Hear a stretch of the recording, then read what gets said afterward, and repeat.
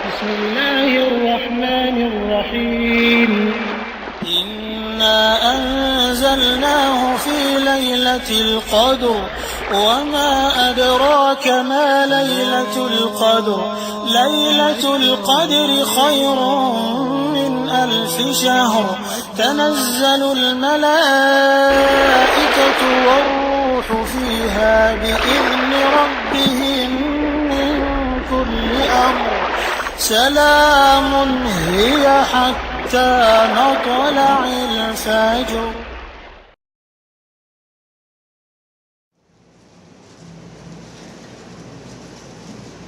السلام علیکم ورحمۃ اللہ وبرکاتہ۔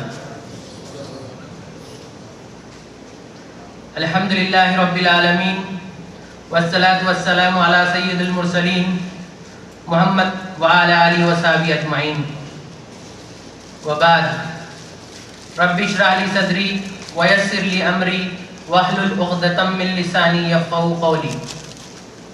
اعوذ باللہ من الشیطان الرجیم، بسم اللہ الرحمن الرحیم۔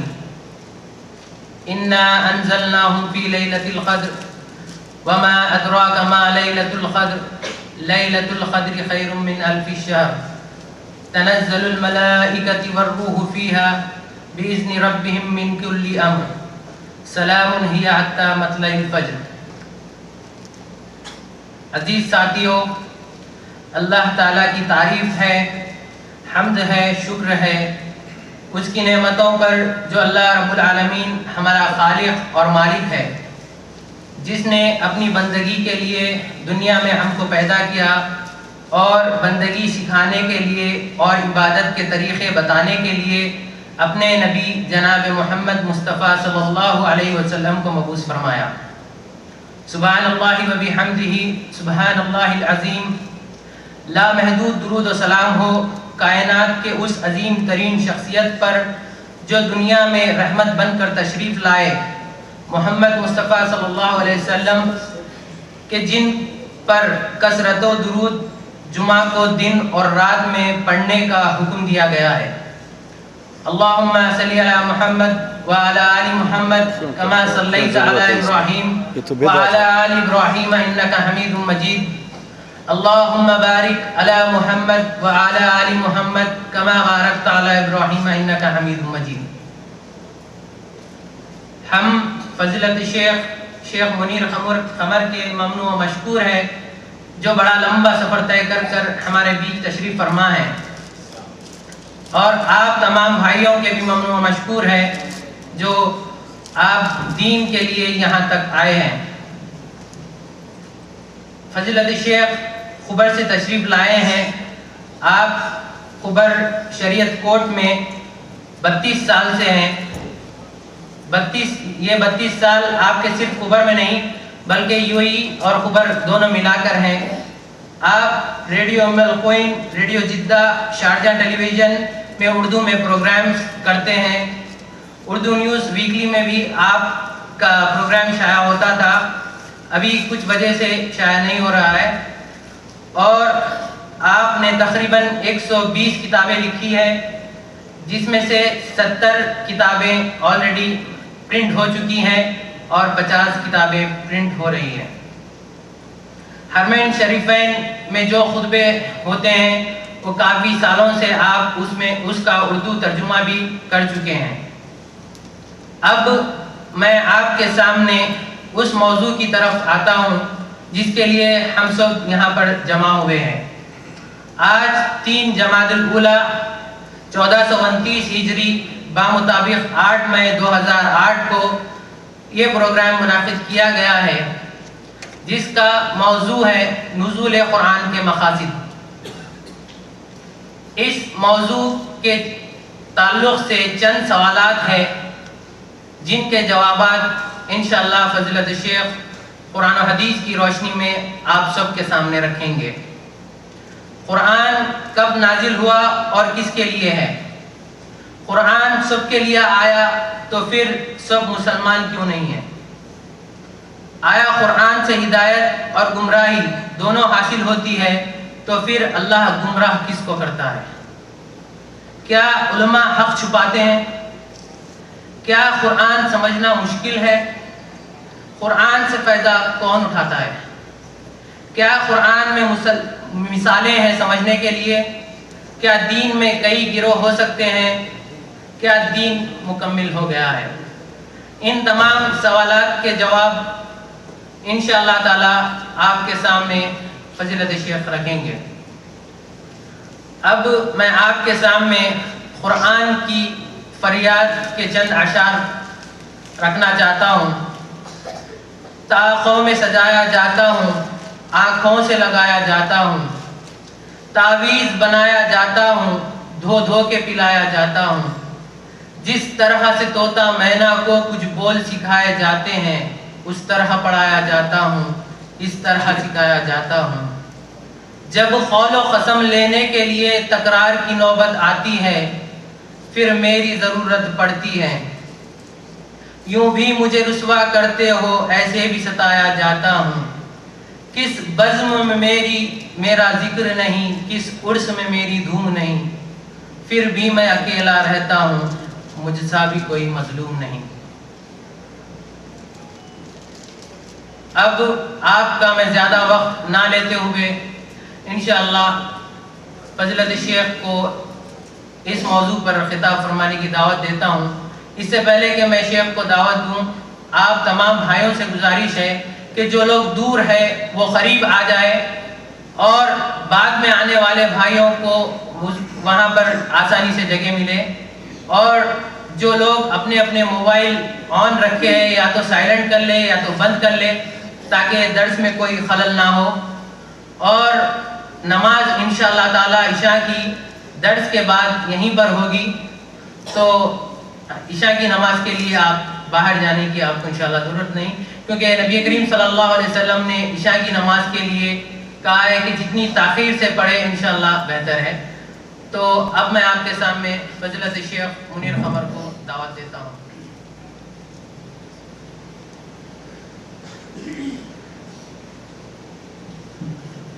ان الحمد لله نحمده ونستعينه ونستغفره ونعوذ بالله من شرور انفسنا ومن سيئات اعمالنا، من يهده الله فلا مضل له ومن يضلل فلا هادي له، واشهد ان لا اله الا الله وحده لا شريك له، واشهد ان محمدا عبده ورسوله۔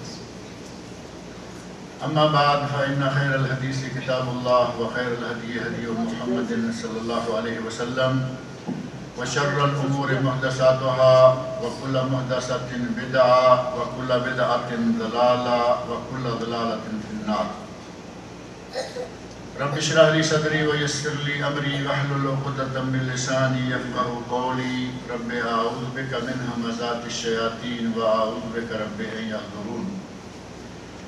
أعوذ بالله السميع العليم من الشيطان الرجيم، بسم الله الرحمن الرحيم۔ الف لام میم ذالک الکتاب لا ریب فیہ ھدی للمتقین۔ ہر قسم کی تعریف و توصیف اور حمد و ثنا خالق کی کائنات مالک ارض و سما کے لیے ہے۔ وہ خالق و مالک جس نے ہمیں ان گنت نعمتوں سے نواز رکھا ہے، اس کی ہم پر اس قدر نعمتیں ہیں کہ سورہ ابراہیم اور سورہ نحل قرآن کریم کے دو مقامات پر اللہ رب العزت نے ارشاد فرمایا ہے وَإِن تَعُدُّوا نِعْمَةَ اللَّهِ لَا تُحْصُوهَا، کہ اگر تم اللہ کی نعمتوں کو گننا چاہو تو تم اللہ کی نعمتوں کا احاطہ نہیں کر سکتے۔ اس کی ان بے شمار نعمتوں میں سے کس کس نعمت کا ذکر کیا جائے، اس کی یہی نعمت کیا کم ہے کہ اس نے ہمیں مسلمان بنایا ہے۔ آج ہم قال اللہ قال الرسول صلی اللہ علیہ وسلم کہہ رہے ہیں، سن رہے ہیں، آج نمازیں ادا کر رہے ہیں، روزے رکھتے ہیں۔ اگر اللہ چاہتا ہمیں کسی دوسری مخلوق میں پیدا کر دیتا، کسی دوسرے مذہب والوں میں پیدا کر دیتا، تو آج لا الہ الا اللہ محمد رسول اللہ صلی اللہ علیہ وسلم پڑھنے کی بجائے ہم کوئی ہرے کرشنا ہرے راما گا رہا ہوتا، کوئی رام نام ست کہہ رہا ہوتا، کچھ کہہ رہا ہوتا۔ اللہ نے ہم پر کرم فرمایا کہ ہمیں مسلمان بنایا۔ اس کی ایک عظیم نعمت یہ ہے کہ اس نے ہمیں حضرت محمد رسول اللہ صلی اللہ علیہ وسلم کا امتی بنایا. وہ نبی جن کے مقابلے کا نہ کبھی کوئی پہلے تھا اور قیامت تک آنے کا تو اب سوال ہی ختم ہو گیا, کیونکہ نبی صلی اللہ علیہ وسلم نے فرما دیا ہے انا خاتم النبیین ولا نبی بعدی, میں آخری نبی ہوں, میرے بعد کوئی نبی نہیں ہوگا.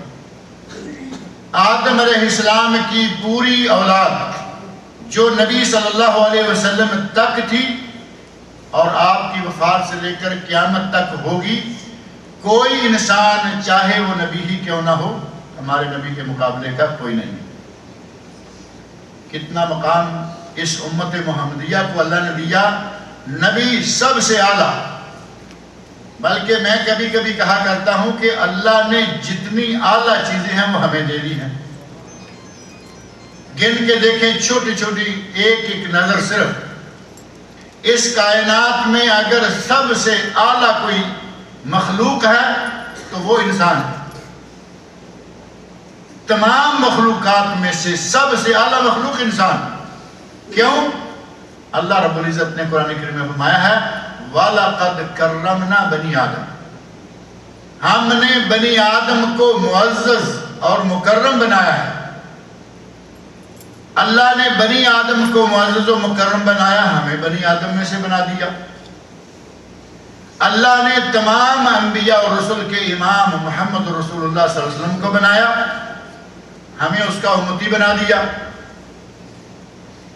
اللہ رب العزت نے یہودیوں کو دن دیا, وہ اس میں بھٹک گئے. اللہ نے عیسائیوں کو دن دیا, وہ اس میں بھٹک گئے. اللہ نے تمام دنوں کا سردار دن جمعہ ہمیں عطا کر دیا. صحیح حدیث میں نبی صلی اللہ علیہ وسلم ارشاد فرماتے ہیں خیر یوم طلعت علیہ شمس یوم الجمعہ, جتنے بھی دنوں پر سورج نکلتا ہے ان تمام میں سے سب سے اعلیٰ دن ہے جمعہ کا دن. اللہ رب العزت نے وہ دن ہمیں دیا ہے. اور دیکھیں ہمارے اسلام کی عظمت, ہمارے اسلام کا انسانی فطرت کے مطابق ہونا. یہودیوں کو کہا کہ پورا ہفتہ عبادت کرو, کاروبار چھوڑ دو. عیسائیوں کو کہا پورا اتوار کاروبار چھوڑو, عبادت کرو. اور ہمیں کیا کہا وَإِذَا نُودِيَ لِلصَّلَاةِ مِن يَوْمِ الْجُمْعَةِ فَاسْعَوْا إِلَىٰ ذِكْرِ اللَّهِ وَذَرُوا الْبَيْعَ, جب اذان ہو تو کاروبار چھوڑ دو, مسجد میں آ جاؤ, خطبہ سنو, ذکر سنو. وَإِذَا قُضِيَتِ الصَّلَاةُ فَانْتَشِرُوا فِي الْأَرْضِ وَابْتَغُوا مِن فَضْلِ اللَّهِ, جیسے ہی نماز جمعہ ختم ہو زمین میں پھیل جاؤ اور اللہ کا رزق تلاش کرو. دن سب سے اعلیٰ وہ ہمیں دیا, اس کی ایک گھڑی ہم سے طلب کی کہ صرف ایک گھڑی میری عبادت کے لیے آ جایا کرو, جمعہ کے لیے آ جایا کرو. اللہ نے تو ہمیں بہت نوازا, لیکن ہم ہر جگہ ٹھوکر کھاتے چلے جا رہے ہیں. وہ ساری ٹھوکریں میں ذکر کروں گا تو بات لمبی ہو جائے گی. صرف جمعے کے دن کو ہی آپ لے لیں. اللہ نے 24 گھنٹے نہیں مانگے, اللہ نے 12, 14, 16 گھنٹے نہیں مانگے. اللہ نے صرف ہم سے 1-1.5 گھنٹہ اپنے ملک کا حساب لگا لیں, یہاں تو آدھا گھنٹہ. سعودی عرب میں جمعہ نماز کی 2 رکعتوں تلاوت سمیت خطبے سمیت آدھا گھنٹہ. آپ کے یمبو میں شاید 2-1 گھنٹے ہوتا ہوگا, عام جگہوں پر آدھا گھنٹہ کے اندر اندر جمعہ بھی ختم, نماز بھی ساتھ ہی ختم. ہم وہ 1 گھنٹہ بھی نہیں, آدھا گھنٹہ بھی نہیں دے پاتے. جمعرات ہیں, ویکینڈ ہیں, جتنی آلتو فالتو پارٹیاں جو غلط سلط کام ہیں وہ سارے ہم نے پورے ہفتے کے اکٹھے کر کے جمعرات کی رات کو رکھے ہوتے ہیں. ساری رات آوارگی میں ٹیلی ویژن, کیرم, یہ وہ, وی سی آر, اور وہ مبارک رات, اور پھر اس کے بعد وہ مقدس دن جو آنے والا ہے سب کو ضائع کر دیتے ہیں. اگر کسی کی بڑی قسمت اچھی ہے بھاگ دوڑ کر وہ جمعے میں پہنچتا ہے, تو کب؟ جب جماعت کھڑی ہونے والی ہوتی. اگر کسی کو کہیں کہ کیوں, تو آپ کو بڑا دھلا ہوا صاف ستھرا جواب دیں گے, کہیں گے عربی میں خطبہ ہوتا ہے, ہمیں کون سی سمجھ آتی ہے. ہے یا نہیں؟ اللہ رب العزت نے ہم سے تھوڑا سا وقت مانگا ہے، ہم وہ بھی نہیں دے پا رہے۔ اللہ نے ہمیں ہر اعلیٰ چیز دے دی اور چھوٹے چھوٹے کاموں پر ہمیں بڑے اجر و ثواب کے وعدے فرمائے۔ کتابوں میں سے سب سے اعلیٰ کتاب قرآن کریم کے ناموں میں سے، قرآن کریم کے اوصاف میں سے ایک وصف ہے مہیمن۔ مہیمن، مہیمن کسے کہا جاتا ہے؟ جو پہلی کتابوں میں آنے والی کسی بھی بات کے بارے میں حرف آخر فیصلہ دے۔ مہیمن جو ان کی نگرانی کرے، مہیمن جو پہلی کتابوں کو کنٹرول کرے۔ اللہ نے وہ کتاب ہمیں دے دی ہے قرآن کریم، جتنی بھی اچھی چیزیں، اور ہمیں دین وہ دیا جس دین کی تکمیل کا اعلان اللہ تعالیٰ نے خود فرمایا ہے۔ سوالوں میں ایک سوال تھا کہ کیا ہمارا دین مکمل ہو چکا ہے؟ اب قرآن کریم سورۃ المائدہ بالکل شروع میں تیسری آیت، اس کا نصف ثانی، اس کو کھول کر دیکھیں اللہ رب العزت نے کیا فرمایا ہے؟ الیوم اکملت لکم دینکم واتممت علیکم نعمتی وردیت لکم الاسلام دینا۔ اے میرے بندو، آج میں نے تم پر تمہارا دین مکمل کر دیا ہے، تم پر اپنی نعمت کا اتمام کر دیا ہے۔ وَرَضِيتُ لَكُمُ الْإِسْلَامَ دِينًا، اور میں نے تمہارے لیے دین اسلام کو پسند کر لیا ہے۔ دین اسلام کے مکمل ہونے کا اعلان کرنے کی ہمیں ضرورت نہیں، اللہ رب العزت یہ اعلان فرما چکا۔ اور کب اعلان فرمایا؟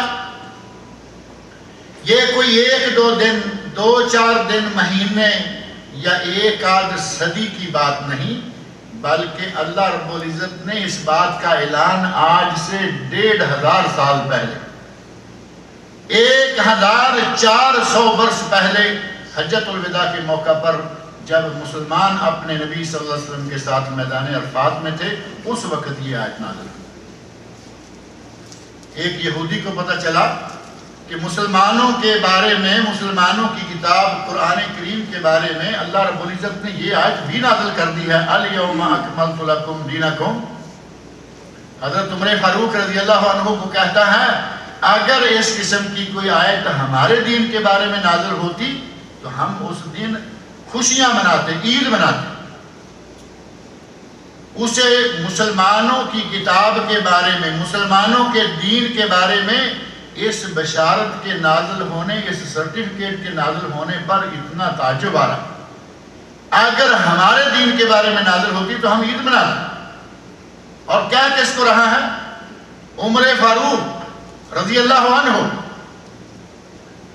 وہ انسان جس کی فہم و فراست، وہ انسان جس کی عظمت کا یہ حال ہے کہ نبی صلی اللہ علیہ وسلم نے ارشاد فرمایا، لو کان بعدی نبیا لکان عمر، اگر میرے بعد کسی کو نبی ہونا ہوتا تو عمر نبی ہوتا۔ عمر فاروق رضی اللہ عنہ نے بات سنی اور کہا، یہودی کے بچے یہ کہہ رہے ہو کہ ہم عید مناتے، ایک عید کی بات کرتے ہو، جس دن قرآن کے مکمل ہونے کی شہادت نازل ہوئی تھی، ہماری 2 عیدیں تھیں، جمعہ کا دن تھا اور میدان عرفات میں یوم عرفہ تھا، ہماری تو 2 عیدیں تھیں۔ اللہ رب العزت نے اس قرآن کریم کو مکمل کر رکھا ہے، ہمارے لیے اللہ نے اپنی نعمتوں کا اہتمام کر دیا ہے، اور اللہ رب العزت نے ہمارے لیے دین اسلام کو پسند کر لیا ہے۔ وہ قرآن جس قرآن کا ایک حرف پڑھے تو 10 نیکیاں، اس قرآن کی عظمت کا اندازہ کریں کہ ایک حرف پڑھیں تو 10 نیکیاں۔ سنن ترمذی میں نبی اکرم صلی اللہ علیہ وسلم کا ارشاد ہے، من قرأ حرفا من کتاب اللہ، جس نے کتاب اللہ کا ایک حرف پڑھا اسے 10 نیکیاں ملیں گی۔ اور ساتھ ہی نبی صلی اللہ علیہ وسلم نے واضح کر دیا کہ کوئی یہ نہ سمجھ لے کہ حرف اور لفظ خلط مبحث نہ ہو جائے، کسی کو غلط فہمی، مس انڈرسٹینڈنگ نہ ہو جائے، فوراً فرمایا وَلَا أَقُولُ أَلِفْ لَامْ مِيم حرف، میں یہ نہیں کہتا کہ الف لام میم ایک حرف ہے، بل الف حرف و لام حرف و میم حرف، بلکہ الف الگ حرف ہے، لام الگ حرف ہے، میم الگ حرف ہے۔ صرف کسی کے الف لام میم کہنے سے اس آدمی کو اللہ رب العزت 30 نیکیاں عطا کرتا ہے، صرف الف لام میم۔ اور اگر کسی کو اللہ توفیق دے دے کہ کام سے چھٹی ہے، ویکینڈ ہے، میں تھوڑا سا قرآن کھول کر پڑھ لوں، اگر آپ نے 2-4 صفحات کی صرف تلاوت کر لی تو اندازہ کریں کہ نیکیاں بیلنس کہاں تک پہنچتا ہے۔ لیکن ہم تو انتظار کر رہے ہوتے ہیں کب جمعہ آئے، اس کی رات کو جو کچھ ہمارا رکا ہوا الٹ فلٹ کام ہے وہ سارے کا سارے اس رات میں نپٹائے۔ اللہ رب العزت نے اس قرآن کریم کو بہت عظمت عطا فرمائی ہے۔ اس قرآن کریم کی عظمت کا اندازہ ایسے کریں کہ جس رات میں یہ قرآن نازل ہوا اس کو اللہ نے کتنی عظمت دی۔ آپ نے شروع میں ہی سورۃ القدر کی آیات سن لی ہیں، اِنَّا أَنزَلْنَاهُ فِي لَيْلَةِ الْقَدْرِ وَمَا أَدْرَاكَ مَا لَيْلَةُ الْقَدْرِ۔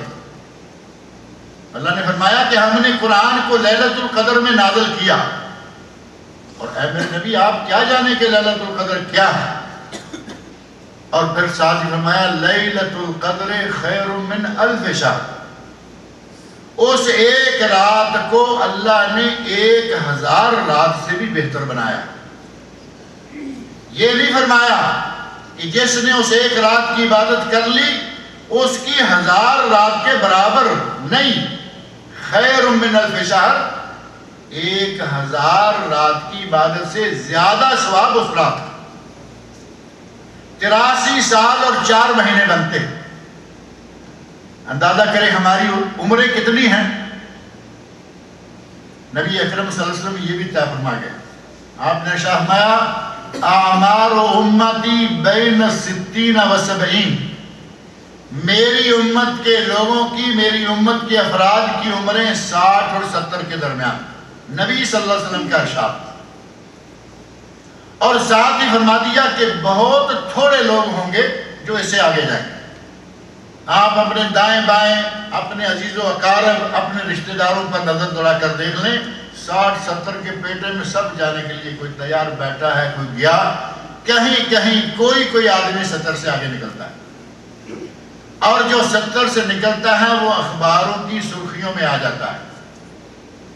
آج آتے ہوئے روزنامہ المدینہ میں پڑھ رہا تھا، اس میں کسی بزرگ ایک بوڑھے آدمی کی تصویر بھی ہے اور اس سے کچھ معلومات لے کر نشر کی گئی ہیں۔ اس بوڑھے کی عمر 140 سال ہو گئی۔ اللہ رب العزت اسے اپنی اطاعت میں رکھے، صحت و عافیت سے رکھے۔ جس آدمی کی عمر 100 کے اوپر نکلتی ہے وہ اخباروں میں آ جاتا ہے۔ کیوں؟ کیونکہ بہت شاذ و نادر کوئی، ورنہ آپ کے ارشاد کے مطابق 60 اور 70 سال کے درمیان معاملہ ختم ہو جاتا ہے۔ اس ایک رات لیلۃ القدر کی عبادت 83 سال اور 4 مہینے سے زیادہ، اللہ تعالیٰ مجھے آپ کو توفیق دے دے کوئی 10-10 5-5 راتیں پا لیں تو وارے نیارے ہو جائیں۔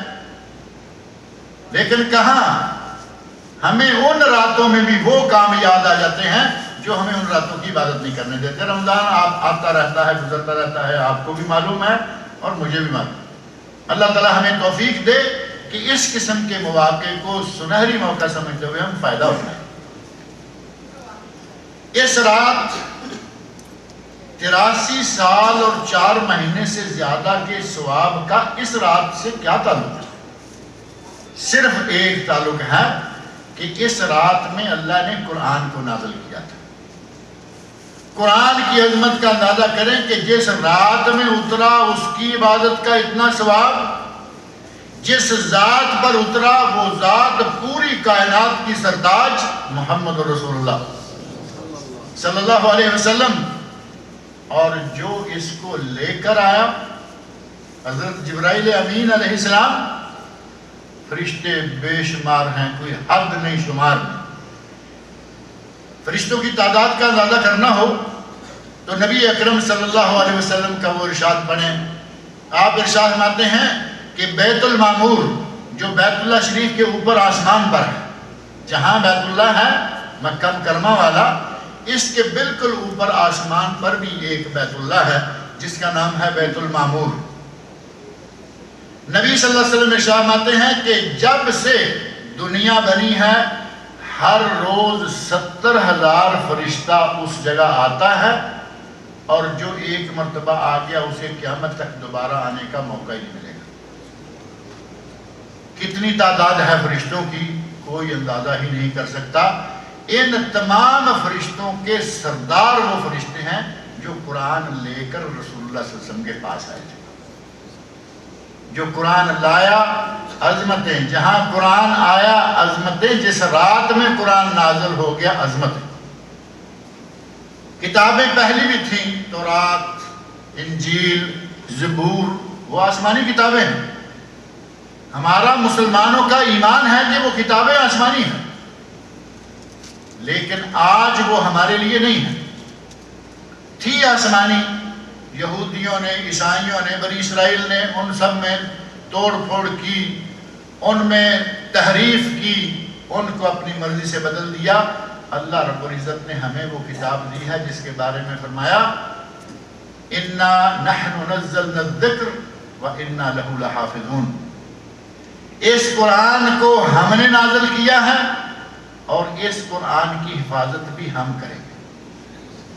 اور اللہ رب العزت نے 1400 برس، 1500 سال تو گزر گیا، تاریخ شاہد ہے کہ آج تک جو مسلمانوں کے پاس قرآن کریم موجود ہے اس میں ایک لفظ کا اضافہ، ایک لفظ کی کمی کوئی نہیں کر سکتا۔ مختلف لوگوں نے مختلف طرح کی کوششیں کی۔ ابھی حال ہی میں ایک فرقان کے نام سے اسرائیل نے قرآن کی شکل یا نقل چھاپنے کی کوشش کی ہے۔ کبھی کبھی کچھ اور لوگوں نے، کسی نے آیت، کسی نے سورت، مسلمہ نے کچھ کی سلسلہ شروع کیا تھا۔ اللہ رب العزت نے اپنی کتاب کو ایک دم زیر زبر پیش، شبد مد، کسی بھی کمی بیشی کے ساتھ آج تک محفوظ رکھا ہوا ہے، اور اللہ نے اس کی حفاظت کے کون کون سے ذرائع قائم کیے ہوئے ہیں۔ حافظ قرآن، آپ اندازہ کر کے دیکھیں کہ چھوٹا سا قاعدہ ہوتا ہے، چھوٹا سا قاعدہ، یسرنا القرآن یا دوسرے کوئی بھی قاعدے ہیں، عربی ہی وہ بھی قرآن ہی سکھلاتا ہے، لیکن آج تک آپ کو قرآن کے علاوہ کسی کتاب کا کوئی حافظ نہیں ملے گا۔ تورات کا، انجیل کا، زبور کا، بڑے بڑے ماہر عیسائی، بڑے بڑے ماہر راہب، یہودیوں کے مولوی، آج تک ان کتابوں کا حافظ کوئی نہیں ملے گا۔ اللہ کے فضل و کرم سے مسلمانوں میں لاکھوں حافظ قرآن موجود ہیں، لاکھوں کی تعداد میں بلا مبالغہ۔ اللہ رب العزت نے اس کتاب کے تحفظ کے لیے، اس کی حفاظت کے لیے ایسا انتظام فرمایا ہے کہ قیامت تک ان میں کوئی کمی بیشی نہیں کر سکتا۔ علامہ محمد متولی شعراوی مصر کے ایک عالم گزر گئے ہیں، پہلے وزارت المعارف ایجوکیشن منسٹری کے وزیر بھی تھے، بڑے واعظ، بڑے عالم، شاید آپ لوگوں نے کسی نے ٹیلی ویژن میں ان کی تقریریں بھی سنی ہوں۔ انہوں نے بہت ضخیم ایک تفسیر بھی لکھی ہے۔ اس تفسیر کے ضمن میں انہوں نے ذکر کیا کہ ایک مرتبہ کسی پریس والے نے، جب سے پریس شروع ہوئے، مسلمان پریس والے نے کسی کی سازش میں آ کر، جھانسے میں آ کر سورۃ الفتح، قرآن کریم کی سورۃ الفتح، آیت ہے محمد الرسول اللہ والذین آمنوا معہ اشداء علی الکفار رحماء بینہم، اس آیت میں جہاں محمد الرسول اللہ آتا ہے آگے صلی اللہ علیہ وسلم لکھ دیا، قرآن کے اندر لکھ دیا۔ اب جن لوگوں کو معلوم ہے کہ یہ قرآن کے الفاظ نہیں ہیں، انہوں نے احتجاج کیا کہ یہ کیا ہو رہا ہے۔ پریس والوں نے، چھاپنے والوں نے جس طرح بھی ممکن ہوا کوشش کی، کہا کوئی بات نہیں، درود پڑھنا واجب ہے نبی صلی اللہ علیہ وسلم کا جب اس میں گرامی آئے، اگر آ گیا۔ پوری دنیا کے مسلمانوں نے احتجاج کیا، کہا کہ قرآن میں اگر مگر کے ساتھ ایک حرف بھی ہم قبول نہیں کریں گے۔ قاہرہ مصر کے پاس 15 کلومیٹر کے فاصلے پر ایک گاؤں ہے، اس گاؤں کے بارے میں اللہ رب العزت نے اس قرآن کا تحفظ کیسے کیا ہے ہمارے ملکوں میں، پاکستان میں، انڈیا میں، گاؤں گاؤں، شہر شہر، گلی گلی، محلہ محلہ حافظ قرآن، تحفیظ القرآن کے مدرسے، یہاں سعودی عرب میں مسجد مسجد میں تحفیظ القرآن کا حلقہ موجود ہے۔ قاہرہ سے 15 کلومیٹر کے فاصلے پر ایک گاؤں ہے، جس گاؤں کے بارے میں یہ تاریخی طور پر ریکارڈ ہے، پورے گاؤں میں کوئی بالغ لڑکا یا کوئی بالغ لڑکی، یعنی 15 سال سے بڑی عمر کا لڑکا ہو یا لڑکی، ایک بھی ایسا مذکر مونس نہیں ملے گا جو حافظ قرآن نہ ہو۔ اس کے بارے میں رپورٹنگ کی گئی تو لکھا گیا قرآنک سٹی، قرآنک ولیج، گاؤں ہے لیکن قرآن کا گہوارہ ہے۔ اگر ذرا بڑا ہے، شہر ہے، تو قرآن کا گہوارہ ہے۔ 15 سال سے بڑی عمر کا ہر مرد عورت سارے حافظ قرآن۔ اس قرآن میں کافروں کی طرف سے اگر کوئی چاہے کہ میں کچھ داخل کروں، کون داخل کر سکے گا؟ اللہ رب العزت نے ثعلبہ بن مالک، ایک یہودی ہیں، ایک یہودیوں کی طرف سے شہادت سنیں۔ ثعلبہ بن مالک یہودی ہیں۔ حضرت عمر فاروق رضی اللہ عنہ نے ایک دن پوچھا، ثعلبہ تو اپنی کتاب کا ماہر ہے، جاننے والا ہے، بتا تو صحیح تمہاری کتاب میں ہمارے دین، ہماری کتاب، ہمارے نبی، کچھ ہمارے بارے میں لکھا ہوا ہے؟ ثعلبہ بن مالک کہتے ہیں عمر لکھا ہوا ہے۔ تمہارے بارے میں، صحابہ کے بارے میں لکھا ہوا ہے، صدورہم اناجیلہم، ان کو انجیل اٹھا کر، یعنی قرآن، مسلمانوں کی انجیل کیا ہے؟ قرآن۔ ان کو قرآن اٹھا کر چلنے کی ضرورت نہیں پڑتی، ان کے سینوں میں قرآن موجود ہوتا ہے۔ ہم اسرع الی الموت، وہ موت کی طرف جانے میں اتنے تیز ہیں جتنا پہاڑ کی چوٹی سے نیچے پانی آتا ہے۔ ان کو موت کی کوئی پرواہ نہیں۔ یہودیوں کے یہاں یہ شہادتیں موجود ہیں۔ اللہ رب العزت نے میرے بھائی ہمیں وہ کتاب دی ہے، وہ قرآن کریم اللہ رب العزت نے ہمیں عطا فرمایا ہے۔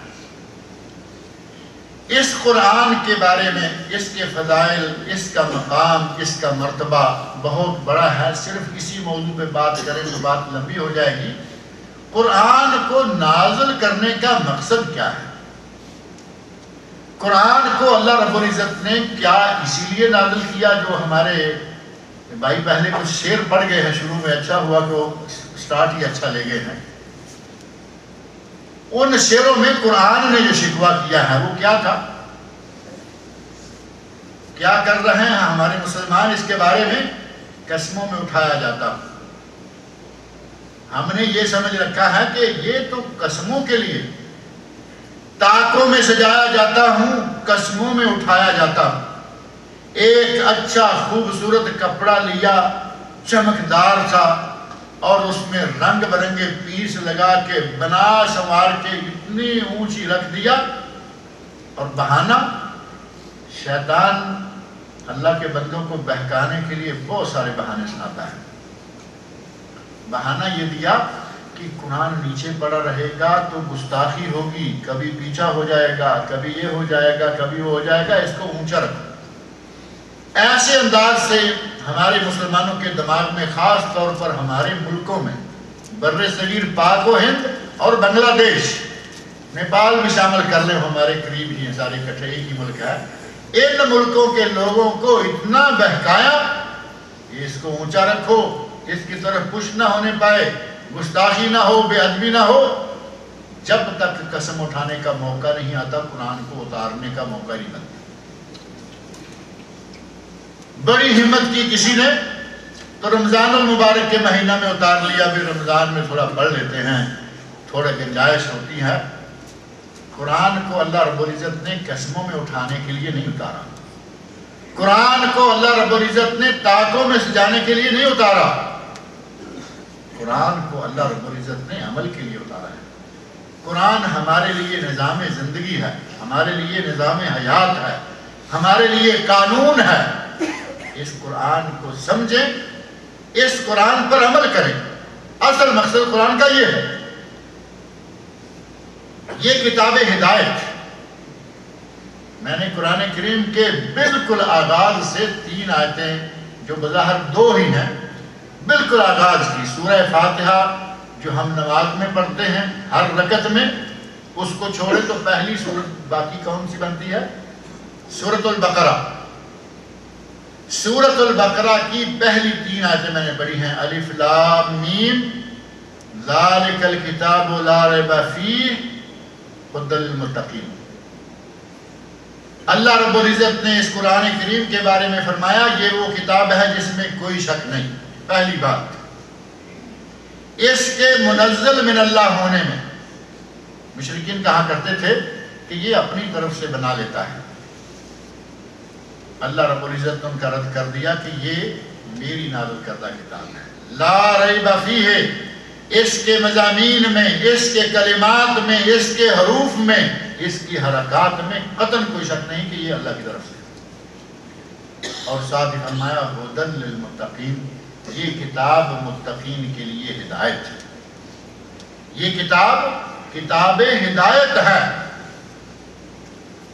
کتاب ہدایت کے نام سے ہمارے بر صغیر پاک و ہند میں ایک ترجمہ قرآن اردو کا جس میں عربی ٹیکسٹ شامل نہیں ہے، آیات نہیں ہیں، صورتیں نہیں ہیں، صرف اردو ترجمہ چھاپ دیا۔ ترجمہ مولانا فتح محمد جلندری رحمۃ اللہ علیہ کا ترجمہ صاف ستھرا ہے، اچھا ہے، کوئی قابل اعتراض بات نہیں، لیکن اس میں سے قرآن کریم نکال دیا اور اس کا نام رکھ دیا کتاب ہدایت۔ یہ بھی مسلمانوں سے قرآن کریم کو انتظار نہیں تھا کہ یہ مجھے اس طرح چھوڑ دیں گے کہ صرف اردو پر ہی گزارا کرتے رہیں گے۔ اگر کسی نے اپنی زبان سے یہ پڑھ لیا، یہ وہ کتاب ہے جس میں کوئی شک نہیں ہے، اس میں متقین کے لیے ہدایت ہے، کیا اس کے ہر لفظ پر اس کو 10 نیکیاں ملیں گی؟ نہیں ملیں گی۔ پتہ نہیں دانستہ یا نادانستہ کس طرح مسلمانوں کو قرآن سے دور کر دیا گیا اور صرف ترجمہ رکھ دیا، اور کچھ لوگ ہیں وہ اسی پہ گزارا کر رہے ہیں۔ یہ کتاب ہدایت ہے، اس کو پڑھیں، کتاب برکت بھی ہے، اجر و ثواب کا خزانہ بھی ہے۔ کلمات پڑھیں گے اجر و ثواب بھی ہوگا، اور سمجھ کر پڑھیں گے، اس پہ عمل کریں گے تو ہماری دنیا بھی سنورے گی، آخرت بھی سنورے گی۔ اللہ رب العزت نے اس کے بارے میں فرمایا ہے کہ یہ ہدایت ہے، ھدی للمتقین۔ بعض لوگوں نے یہ کہہ دیا کہ یہ صرف متقین کے لیے ہدایت ہے، تو ہمارا کھاتا باہر نکل گیا۔ قرآن کریم کو اللہ نے ہر اس آدمی کے لیے ہدایت بنایا ہے جو ہدایت کا متلاشی ہے۔ اگر کوئی متلاشی حق ہے تو اسے قرآن کریم میں سے ہدایت ملے گی۔ اگر کوئی اللہ کی راہ تلاش کرنا چاہتا ہے، اگر کوئی اللہ کو پانا چاہتا ہے، اسے اس میں سے ہدایت ملے گی۔ اور اگر کوئی قرآن کریم کا جاننے والا، قرآن کریم کو پڑھنے والا، اگر اللہ کی راہ پہ سیدھے چلنا نہیں چاہتا تو کیا قرآن کھینچ کر تو نہیں لائے گا؟ نبی صلی اللہ علیہ وسلم نے ایک ارشاد فرمایا جو یہاں اگر آپ کے ذہن میں رہے تو بہت اچھا ہے، ان اللہ یضع بالسلطان ما لا یضع بالقرآن۔ اللہ ڈنڈے سے وہ کام کروا لیتا ہے جو قرآن سے بھی نہیں کرواتا۔ اس کی کتاب مقدس ہے، ہم پڑھتے ہیں کہ نماز کا وقت ہو تو سارے کام چھوڑ دو، نماز میں آ جاؤ، ہم کام نہیں چھوڑتے، نماز میں نہیں آتے۔ اور یہاں متوا گاڑی لے کے جب نکلتا ہے بازار میں، دکانیں بند ہوتی ہیں یا نہیں؟ یہ ہے ڈنڈا۔ قرآن کریم سے بھی زیادہ جب اللہ چاہتا ہے تو ڈنڈے سے کام لیتا ہے۔ ہمیں ہر وقت اسی انتظار میں نہیں رہنا چاہیے کہ ڈنڈا آئے گا تو ہم کچھ کریں گے۔ اس قرآن کریم کو پڑھنا، اس کے احکام پہ عمل کرنا، یہ ہماری ذمہ داری ہے، یہ سب کے لیے ہدایت ہے۔ نبی اکرم صلی اللہ علیہ وسلم کے عہد مبارک کے 2-3 واقعات کے قرآن ہدایت کن کے لیے ہیں؟ ان میں سے سب سے پہلا واقعہ میں حضرت عمر فاروق رضی اللہ عنہ کی اسلام لانے کا اشارہ دیتا ہوں، ساری تفصیلات میں نہیں جاتے۔ عمر فاروق رضی اللہ عنہ اگر کوئی نبی ہوتا تو نبی ہوتے۔ آپ نے فرمایا اے عمر، جس راستے سے تم آ رہے ہوتے ہو، اگر اس راستے میں شیطان بھی جا رہا ہو تو تمہیں دیکھ کر بھاگ جاتا ہے۔ کس قدر مقام اس انسان کا. شیطان جسے ہم دیکھ بھی نہیں سکتے، فرمایا جس راستے سے تم آ رہے ہوتے ہو اگر اس راستے میں شیطان ہو تو تمہیں دیکھ کر بھاگ جاتا ہے. جب تک حضرت عمر فاروق رضی اللہ عنہ مسلمان نہیں ہوئے، مسلمانوں کو حرم میں نماز نہیں پڑھنی دی. مسلمان ہوئے تو کہا یا رسول اللہ آج کے بعد ہماری نمازیں باجماعت حرم میں ہوں گی. وہ زمانے لد گئے جب دار ارقم میں نمازیں پڑھی جاتی تھی. مسلمان ہونے سے پہلے خود بیان کرتے ہیں، کہتے ہیں کہ میں نبی، مسلمانوں کے نبی کو ستانے کی نیت سے گھر سے نکلا کہ میں کچھ پریشان کر کے آتا، لیکن وہ کیا جانے کہ ادھر دعائیں مانگی جا رہی ہیں. اللہم اعز الاسلام بے عمر بن الخطاب اور عمر بن الحشام. اے اللہ یا عمر دے دے یا ابو جہل دے دے، ان دونوں میں سے ایک کو مسلمان کر دے. وہاں دعائیں مانگی جا رہی ہیں. یہ گھر سے بظاہر ستانے کی نیت سے نکلے. راستے میں پوچھا مسلمانوں کا نبی اس وقت کہاں ہوگا؟ وہ کہتے ہیں کہ تمہیں ان سے کیا؟ نہیں میں یہ وہ کہا کہ تم جس نیت سے جا رہے ہو وہ ان کو جا کے کیا کہتے ہو؟ اپنے گھر کی خبر لو، تمہاری بہن فاطمہ اور تمہارا بھائی سعید وہ دونوں مسلمان ہو چکے. وہیں سے وہ راستہ چھوڑا، اپنی بہن کی گھر کی طرف رخ کیا. دیکھا تو گھر میں جا کے کیا دیکھتے ہیں؟ انہیں قرآن پڑھایا جا رہا ہے. استاد آیا ہوا ہے، وہ قرآن پڑھا رہا ہے. جاتے ہی مارنا شروع کر دیا. سعید کو مارا، فاطمہ کو مارا. فاطمہ کے سر سے خون بہنے لگا. وہ بہن عمر فاروق رضی اللہ عنہ کہتے ہیں کہ وہ بہن جو میرے گھر میں آنے سے دبک کر بیٹھ جایا کرتی تھی، آج شیر کی طرح اپنے شوہر کا دفاع کر رہی. جب خون بہنے لگا تو دل میں خیال آیا کہ کوئی بات ہے. کہا کہ یہ جو تم پڑھ رہے تھے مجھے بھی سناؤ. اب معاملہ جو ہے وہ سنبھلنا شروع ہوا. دعا نے اپنا اثر کرنا شروع کر دیا. حضرت عمر فاروق رضی اللہ عنہ کی بہن کہتی ہیں کہ یہ وہ کتاب نہیں جسے جو بھی چاہے پڑھ لے، جب چاہے پڑھ لے، جس حال میں چاہے پڑھ لے. اس کے لیے شرط ہے کہ پہلے غسل کرو اور پھر آؤ تمہیں ہم کتاب دیتے ہیں، پڑھتے ہیں. وہ آدمی جو ستانے کے لیے نکلا نبی صلی اللہ علیہ وسلم کو، وہ آدمی جو قرآن کا منکر، وہ آدمی جو اسلام کا منکر، کہتا ہے کہ مجھے کچھ سناؤ کیا پڑھ رہے تھے؟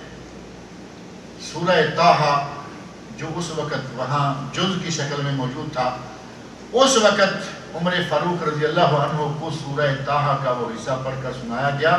اللہ رب العزت نے ان کے دل میں قرآن کریم کی وہ تاثیر پیدا کی.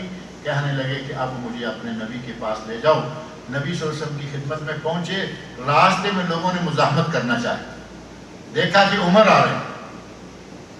لوگوں نے کہا عمر رک جاؤ، ہم تمہیں نبی کی مجلس میں نہیں جانے دیں گے. اندر سے نبی صلی اللہ علیہ وسلم نے دیکھا، فرمایا عمر کو آنے دو. یہ آیا نہیں، یہ لایا گیا ہے. یہ آیا نہیں، یہ لایا گیا ہے. سارے صحابی نبی صلی اللہ علیہ وسلم کے مرید تھے، یہ مراد تھے. صحابی مسلمان ہوتے تھے، اسے مانگ کر لیا. فرمایا آنے دو اس کو. راستہ چھوڑا، نبی اکرم صلی اللہ علیہ وسلم کی خدمت میں بیٹھ گئے. جو جان لینے کے لیے آئے تھے جان لے بیٹھے. یہ ہے قرآن کتاب ہدایت. قرآن صرف سنا، سورہ طٰہٰ. اگر کوئی دل و جان دے، اب ایک آدمی کسی بات کو سمجھنا ہی نہ چاہے.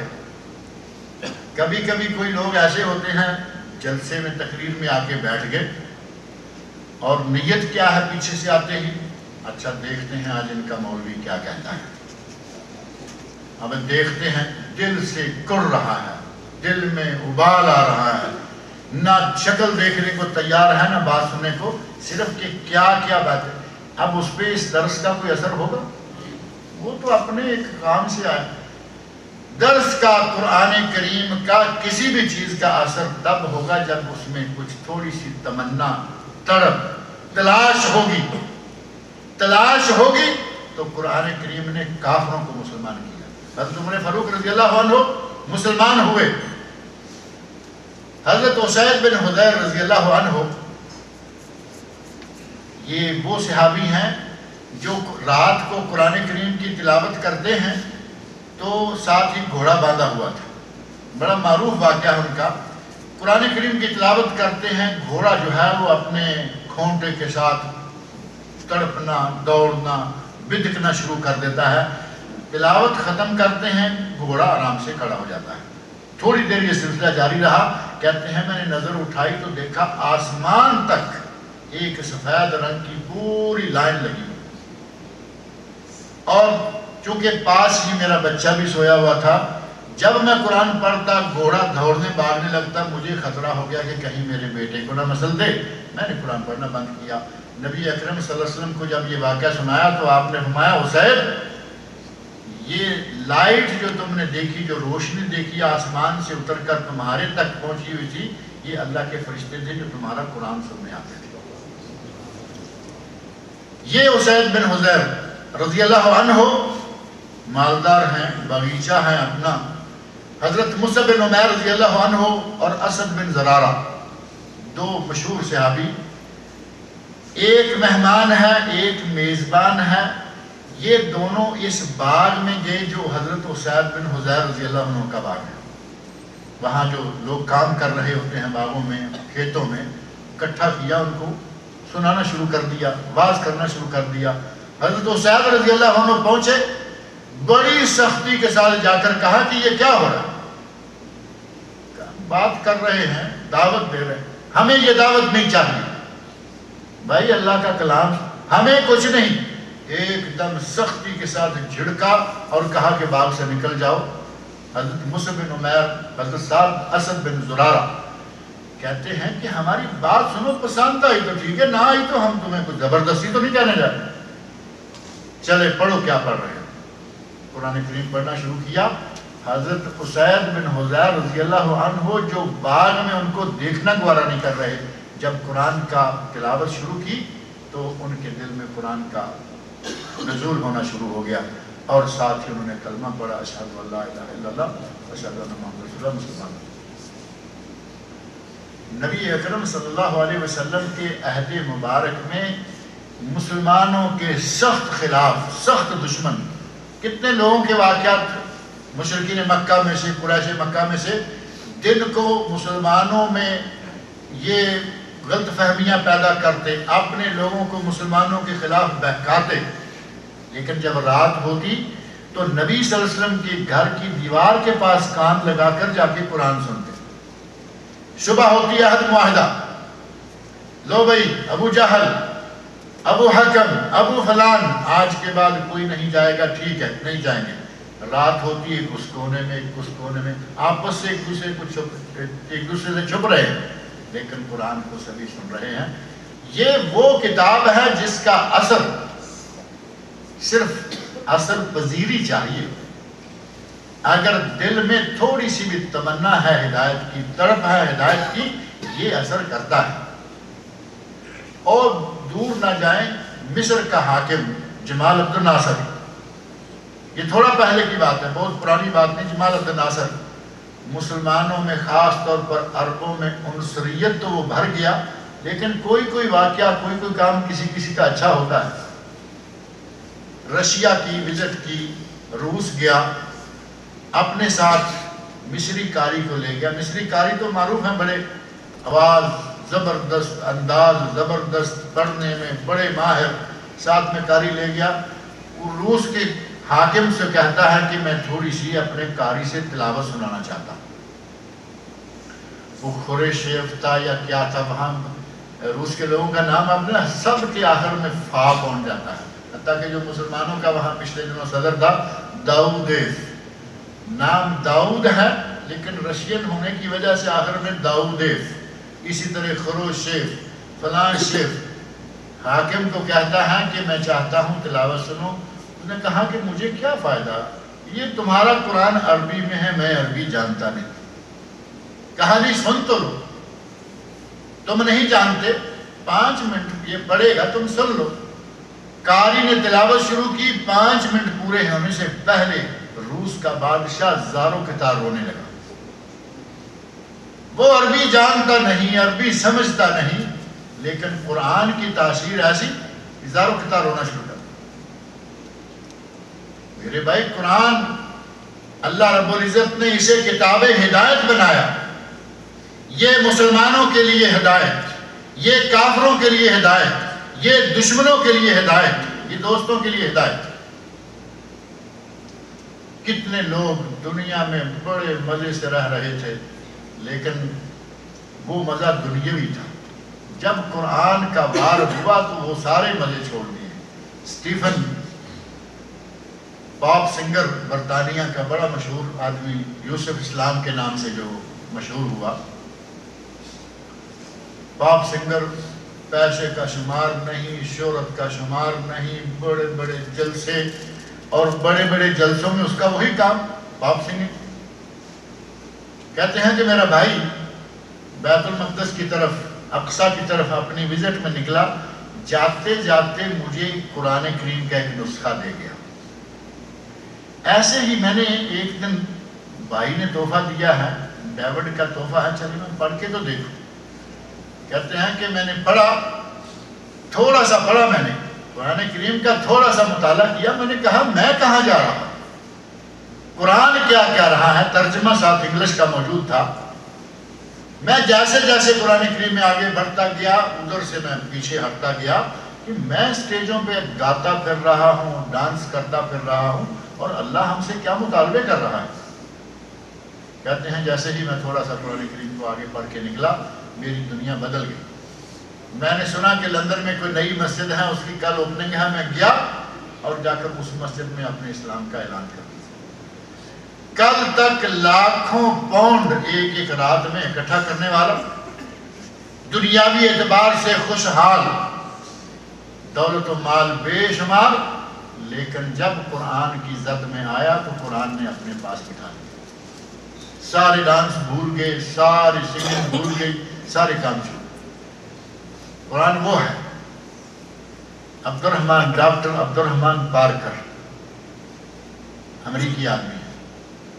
کہتے ہیں میں نے ایک دن اپنے والد سے پوچھا کہ اللہ کے بارے میں مجھے کچھ بتائیں. عیسائی بھی ظاہر اللہ کو تو جانتے ہیں، یہودی جانتے ہیں. اس نے سوچا ہوگا کہ والد کو کچھ نہ کچھ پتا ہوگا. کہتے ہیں کہ اللہ تعالیٰ کے بارے میں بتائے. وہ کہتا ہے میری آج تک اللہ سے ملاقات نہیں ہوئی اور مجھے آج تک اللہ سے کوئی کام نہیں پڑا. میرے پاس سب کچھ موجود ہے، میں اللہ کو جانتا ہوں. لا حول ولا قوت الا باللہ. ایسے لوگ بھی دنیا میں موجود ہیں، اور ایسے لوگوں کی مثالیں ہمارے معاشروں میں بھی ملتی ہیں. کئی لوگ ایسے ہیں کہتے ہیں کیا مانگنا ہے، ہر چیز تو ہمارے پاس ہے. یعنی اللہ سے کیا مانگنا ہے، ہر چیز ہے. یہ وہ لوگ ہیں جنہیں اپنی عاقبت کا ذرا بھی خطرہ نہیں. کل ٹانگ ٹوٹ جائے، کل آنکھ پھوٹ جائے، کل صحت نہ رہے. ایک ایک بچے پر اتنا اتنا خرچ آ جاتا ہے، ساری دولتیں بک جاتی ہیں، وہ بچہ بھی نہیں بچ پاتا. اللہ کی نعمتوں کو استعمال کر کے اس کا شکریہ ادا کرتے رہنا چاہیے. باپ نے کہا میں نے خدا کو دیکھا نہیں اور مجھے آج تک اس کی کوئی مجبوری ضرورت نہیں پڑی، میں نہیں جانتا. بات سنی پریشان ہو گئے. کہتے ہیں کہ مسلمانوں کے بارے میں میرا نظریہ یہ تھا کہ یہ ایک وحشیانہ قوم ہے. یورپ نے آج تک ہمیں ٹیررسٹ بنایا ہوا ہے نا. اب تو کھل کھلا کے آج یورپ نے مسلمانوں پر مہر لگا دی، اور خاص طور پر جس کے تھوڑی سی داڑھی ہے کہتے ہیں یہ تو پکا ٹیررسٹ. مولویوں کو تو ایسا اس کھاتے میں انہوں نے گھسیڑا ہے، مولوی ہونا شرط ہے، کہیں گے یہ ٹیررسٹ. کہتا ہے کہ میں تو سمجھتا تھا کہ مسلمان جو ہیں یہ تو وحشتناک قوم ہے، دہشت گرد ہیں، یہ وہ ہیں، یہ وہ ہیں. مجھے اتفاق ایسا ہوا کہ اس کی پوسٹنگ انڈیا میں ہو گئی، بہار میں. کہتا ہے کہ میں بہار پہنچا، وہاں سے میں اپنے کسی دوست کے گھر میں تھوڑا رہا. اس کے گھر والوں نے میری بڑی عزت آبرو کی، اور پھر مجھے کسی جنگل میں، جو فارسٹ آفیسر ہوتے ہیں، کسی جنگل میں میری ڈیوٹی لگ گئی. میں وہاں چلا گیا. گھر والوں نے جاتے ہوئے مجھے کچھ کتابیں انگلش کی اکٹھی کر کے دے دی کہ پڑھتے رہنا. کہتے ہیں جنگل کا ماحول، بہار کا سرسبز و شاداب علاقہ. جب فرصت کا وقت ملتا میں کوئی نہ کوئی کتاب پڑھ لیتا. ان کتابوں میں ایک پیکتل کا ٹرانسلیشن آف قرآن بھی تھا. پیکتل کا انگلش ٹرانسلیشن بڑا معروف ہے. کہتے ہیں ایک دن میں نے وہ کھول کے دیکھا. اب میں تھوڑا سا پڑھتا گیا، تھوڑا تھوڑا پڑھتا گیا، چودھم روشن ہوتے گئے. میں نے کہا کہ میں کہاں تھا. قرآن کریم کی برکت سے اللہ رب العزت نے کہاں سے وہ امریکی یونیورسٹیوں سے پڑھتا ہوا ایک سکالر آدمی جب قرآن کریم میں آیا، اللہ رب العزت نے کایا پلٹ مسلمان ہو گئے. اور پولینڈ کے آدمی علامہ محمد اسد، یہ ایک نام آپ نے انگلش کتابوں میں پڑھا ہوگا، روڈ ٹو مکہ، انگلش کتاب ہے روڈ ٹو مکہ، جانب بطحہ، اردو ترجمہ بھی اس کا موجود ہے. محمد اسد، علامہ محمد اسد پولینڈ کے ہیں، لیوپولڈ اصل نام ہے. پڑھے لکھے، دنیا داری تعلیم حاصل کر لی، بہت آگے نکل گئے. کہتے ہیں کہ مجھے ایک اخبار نے مڈل ایسٹ میں ذمہ داری دے دی نمائندے کی حیثیت سے. مڈل ایسٹ میں کام کرنے لگا. ایک دن زمین دوز ٹرین میں بیٹھا ہوا تھا، ساتھ ہی میری بیوی بھی تھی، ہمارے سامنے ایک جوڑا اور بیٹھا ہوا تھا. بظاہر لگ رہا تھا کہ کوئی بڑی مالدار پارٹی ہے. مالداروں کے رنگ نظر آ جاتے ہیں، ہیرے کی انگوٹھی ہے، دیگر جیولری ہے، کپڑا لباس پوشاک، لگ رہا تھا کہ بڑے مالدار. لیکن جب چہرے پہ تھوڑا سا غور کیا تو یوں لگ رہا تھا کہ جیسے کوئی پریشان حال. لباس اور جیولری ان کے مالدار ہونے کا پتہ دے رہے ہیں، لیکن ان کا چہرہ ان کے پریشان ہونے کی نشانی. محمد اسد کہتے ہیں کہ میں نے اچکتی ہوئی نظر میں ٹرین کے اپنے ڈبے کے مختلف لوگوں پر نظر دوڑا کے دیکھا. مجھے لگا کہ جو سارے ہی پریشان ہیں، یوں لگتا ہے کہ جیسے بڑے خطرناک حالات میں یہ گزر رہے ہیں، جبکہ مالدار لوگ سارے. اپنی بیوی سے بات کرتے ہیں، کہتے ہیں کہ کوئی سبب نظر آتا ہے، مالدار لوگ بھی پریشان نظر آتے ہیں. جو سعادت، جو دلی سکون ایک انسان کو میسر ہونا چاہیے یہاں نظر نہیں آتا. کہتے میں گھر گیا، جا کے قرآن کریم میرے ٹیبل پر پڑا ہوا تھا، انگلش ترجمہ ساتھ موجود تھا. قرآن کریم کھولا تو میرے سامنے الہاکم التکاثر، 30ویں سپارے کی سورۃ التکاثر آ گئی. الہاکم التکاثر حتی زرتم المقابر. کہتے ہیں میں نے یہ جب پڑھ لی، اس کا ترجمہ پڑھ لیا تو مجھے ساری بات ہی میری سمجھ میں آ گئی کہ پوری گاڑی کا ڈبہ کیوں پریشان تھا، وہ مالدار جوڑا کیوں پریشان تھا، ہم جو بات کر رہے تھے اس کا سبب کیا ہے.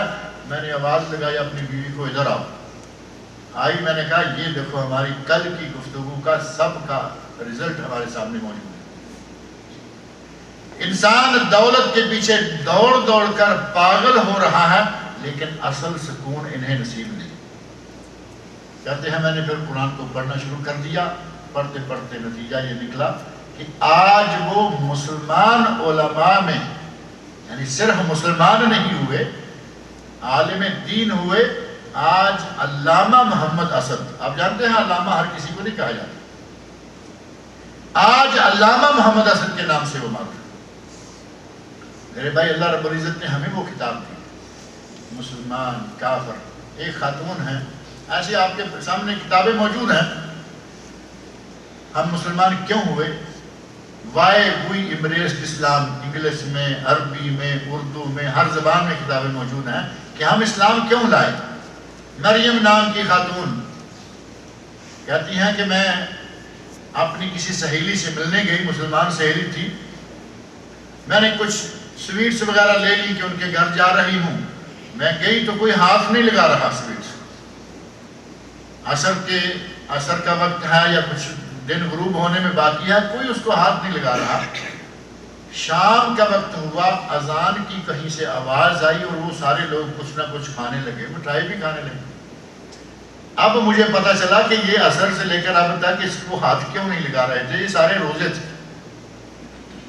رمضان کا مہینہ تھا، یہ روزے سے تھے.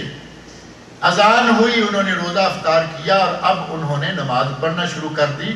وہ کہتی ہیں کہ جب یہ امام نے قرآن پڑھنا شروع کیا، وہ نماز پڑھ رہے ہیں، میں شامل نہیں، لیکن قرآن میں سن رہی ہوں. مجھے باہر بیٹھے قرآن کی مسلسل جب آواز میرے دماغ تک پہنچی تو میں اپنے آپ پر قابو نہ رکھ سکی اور بیزار و قطار رونا شروع کر دیا. پھر میں نے ان سے کچھ کتابیں کچھ کیسٹیں لی اور آج الحمدللہ مسلمان ہوں. یہ مریم جمیلہ بھی نہیں ہے، ذہن میں رکھیں. ایک مریم جمیلہ بڑی معروف مسلمان نو مسلم ہے جو پاکستان مولانا مودودی کے ساتھ خط و کتابت کرتی رہی، وہ خط و کتابت بھی شائع ہو چکی ہے. یہ اور مریم. اللہ رب العزت نے اس کتاب کے ذریعے ایسے کوئی ایک نہیں سینکڑوں لوگوں کے واقعات، بڑے بڑے اعلیٰ عہدوں پر فائز، doctor, engineer, P H D, governor, حاکم، کتنے لوگ مسلمان ہوئے اس کتاب ہدایت کو. اللہ نے اسے ہماری ہدایت کے لیے نہ دی، ہم نے اسے قسمیں کھانے کے لیے رکھا ہوا ہے. یہ کتاب کتاب ہدایت ہے اور یہ کتاب کتاب شفا ہے. اس کتاب کا ایک پہلو یہ ہے کہ یہ کتاب شفا ہے. اب شفا کے لیے ہمارے لوگوں نے مختلف طریقے رکھے ہوئے ہیں. ایک ہے وہ آیت لکھ کے دیتا ہے، اس کو گول مول کر کے کہتا ہے گلے پہ لٹکا دو، کوئی کہتا ہے بازو پہ باندھ دو، کوئی کہتا ہے پیٹ پہ باندھ لو. یہ نبی اکرم صلی اللہ علیہ وسلم جن پر قرآن اترا 23 سال میں تھوڑا تھوڑا کر کے قرآن اتر رہا. پورے 23 سال کی زندگی میں نبی صلی اللہ علیہ وسلم سے ایک مرتبہ بھی یہ عمل کسی کے لیے ثابت نہیں کہ آپ نے کسی کو تعویذ لکھ کے دیا ہو، گلے میں باندھا ہو، بازو پہ باندھا ہو، پیٹ پہ باندھا ہو. آج تو ہمارے لوگ مولوی یہاں تک آ گئے ہیں، کہتے ہیں کہ یہ تعویذ لکھ کر اس عورت کی ران پر باندھ دو جو ڈلیوری کے وقت سے گزر رہی ہو تو ڈلیوری آسانی سے ہو جائے. اب اندازہ کریں